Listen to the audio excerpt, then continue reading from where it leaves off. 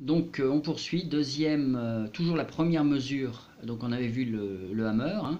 On terminait en corde de sol, en 2.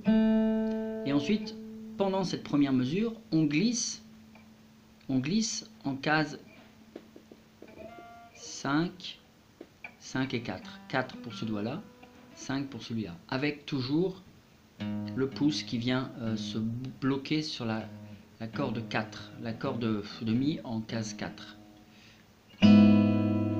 Voilà. Alors le doigt là il touche rien parce que je le mets comme ça. Donc, et vous voyez que on fait sonner les 3 cordes simultanément et ensuite on décale la basse. Donc ça nous fait rien de sorcier, hein. Mais le tout c'est d'avoir le rythme.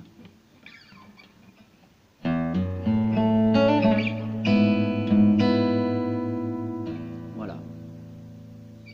Alors ensuite vous voyez que la fin de la première mesure, on revient en 2, tout en case 2, toujours en bloquant avec le pouce.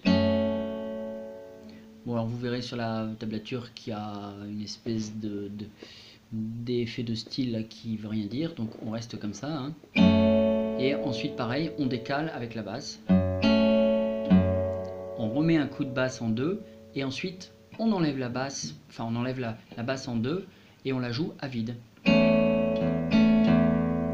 Donc ça nous fait, si je reprends à partir de la fin de la première mesure,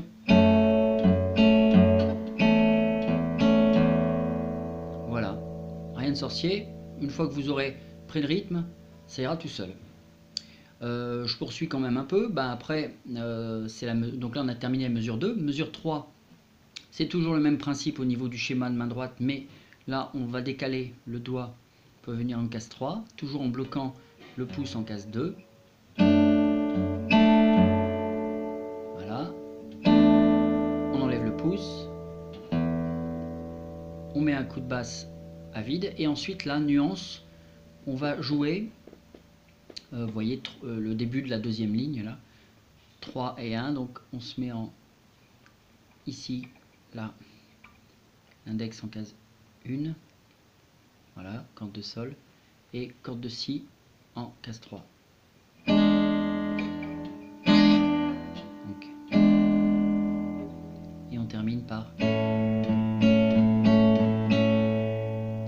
Et là, la mesure donc du début de la deuxième ligne, ici, vous voyez bien que on attaque cette corde là, hein, au niveau de la basse, pas la grosse, hein.